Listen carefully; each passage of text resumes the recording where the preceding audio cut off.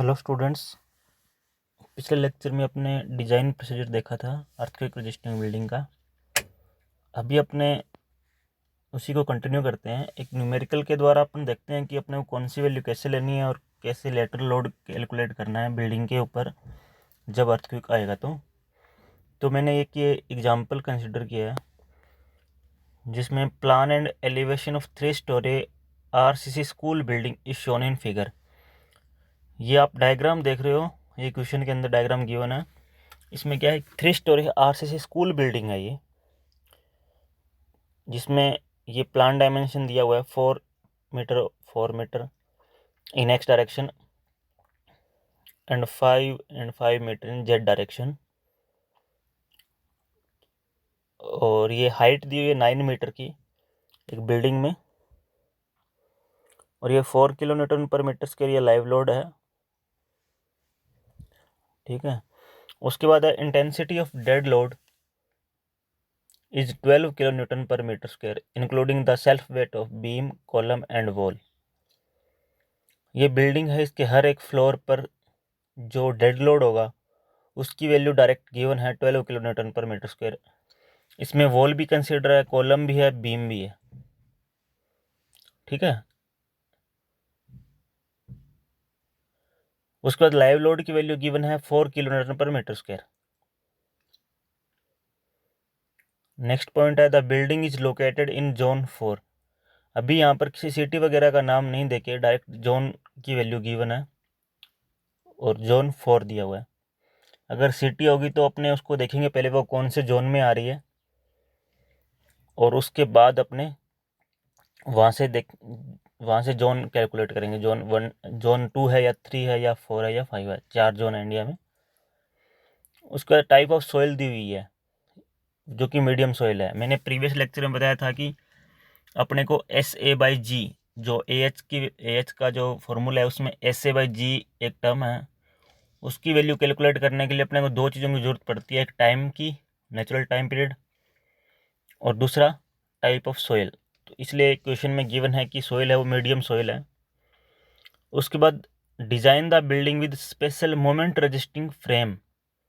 ये moment resisting frame दिया हुआ है SMRF, इसको शॉर्ट फॉर्म में मैं SMRF लिख सकता हूँ। तो ये अपने को यूज़फुल है आर की वैल्यू कैलकुलेट करने में। आर जो रिस्पॉन्स रिडक्शन फैक्टर है ना, मैंने बताया था ऑर्डिनरी मोमेंट रजिस्टिंग फ्रेम है या फिर स्पेशल मोमेंट रजिस्टिंग फ्रेम है या फिर स्टील स्ट्रक्चर है, RCC स्ट्रक्चर है, जो अपने टेबल देखी थी जिसमें आर की वैल्यू कैलकुलेट करते हैं।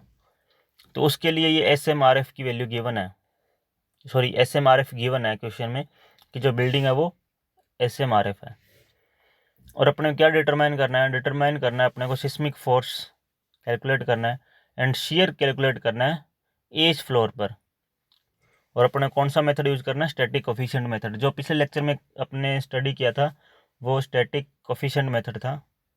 ठीक है, ये प्लान और एलिवेशन अपने को गिवन है। 3-3 मीटर के 3 स्टोरी बिल्डिंग है ये, जिसमें ईच फ्लोर की हाइट 3 मीटर है, यानी कि ओवरऑल हाइट होगी बिल्डिंग की 9 मीटर, और एक जेड डायरेक्शन में 10 मीटर, और वाइड एक्स डायरेक्शन में 8 मीटर स्पान है बिल्डिंग का।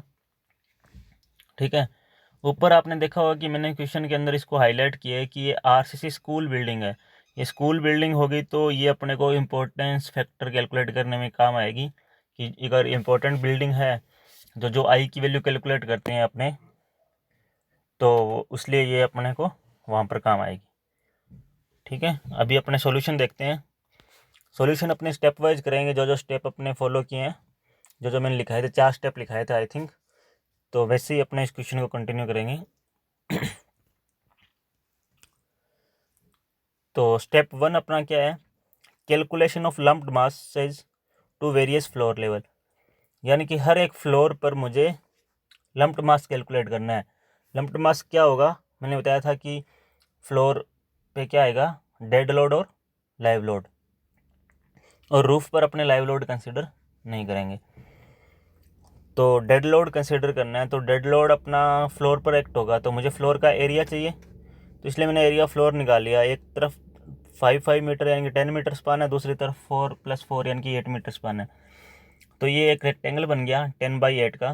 तो इससे मैंने एरिया निकाला फ्लोर का, कितना आ गया 80 मीटर स्क्वायर।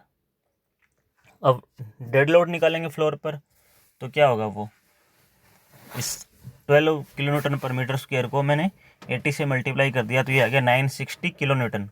मुझे वैल्यू किलोन्यूटन में कन्वर्ट करने चाहिए, इसलिए मैंने किलोन्यूटन में वैल्यू निकाल ली।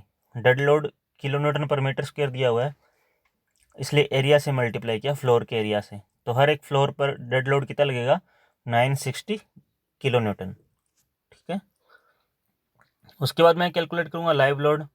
तो लाइव लोड अपने को डायरेक्ट गिवन है 4 किलोन्यूटन पर मीटर स्क्वायर।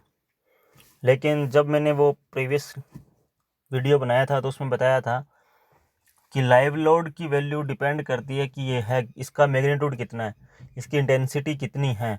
अगर इसकी इंटेंसिटी 3 किलोन्यूटन पर मीटर स्क्वायर, 3 किलोन्यूटन पर मीटर स्क्वायर से कम या उसके बराबर है, तो अपने को लाइव लोड कंसिडर करना है 0.25 इंटू लाइव लोड, मतलब 25% उस लाइव लोड का अपने कंसिडर करेंगे।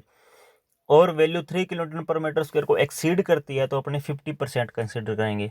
इसलिए अपने इस क्वेश्चन में वैल्यू है 4 किलोन्यूटन पर मीटर स्क्वायर, यानी कि 3 किलोन्यूटन से ज़्यादा है। तो अपना लाइव लोड कितना हो गया, 50% ऑफ 4 किलोन्यूटन, यानी कि 2 किलोन्यूटन पर मीटर स्क्वायर अपना क्या हो गया, live load. 4 kilonewton live load नहीं कंसिडर करना है। मैं आपको फिर दोबारा बता रहा हूँ, लाइव लोड की वैल्यू के लिए एक कंडीशन दी हुई है कोड के अंदर, अगर इसकी वैल्यू 3 किलोन्यूटन है या उससे कम है तो अपने इसका 25% लेंगे, और अगर ये 3 किलोन्यूटन को एक्सीड करती है तो अपने इसका 50% लेंगे। इसलिए ये 4 जो है वो 3 को एक्सीड कर रहा है, इसलिए मैंने लाइव लोड कितना लिया है, 50% लिया है 4 किलोन्यूटन का, कितना हो गया 2 किलोन्यूटन पर मीटर स्क्वायर।